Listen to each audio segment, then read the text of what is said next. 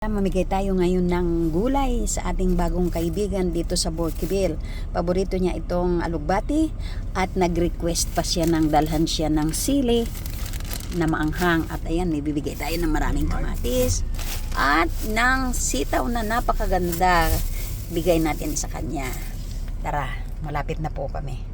Lapit na kami, Diyos mio. Look, ang kanilang daanan po ay rough road. Hindi pa simentado. Hala. Grabe po. Pilipina po itong bibigyan natin at bago lang dito sa Amerika at bago din natin siyang nakilala. Wala, yung daanan nila talagang nandito sila nakatira sa kakahuyan.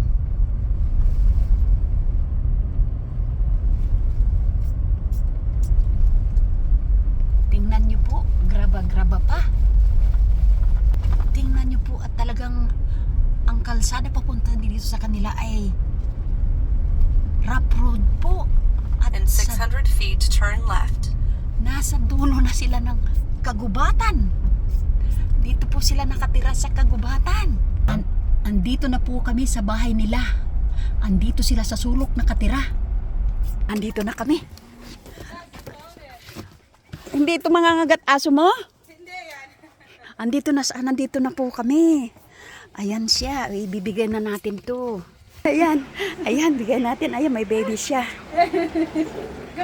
Oh, ayan po, dito sila nakatira. Ito! Sa sulok po sila ng kagubatan nakatira. Tingnan niyo po kung saan sila nakatira. Nandito po sila sa sobra talagang kakahuyan. Oh, diba? Bago po itong kaibigan na Pilipina. Tapos may baby siya. Oh, ayan.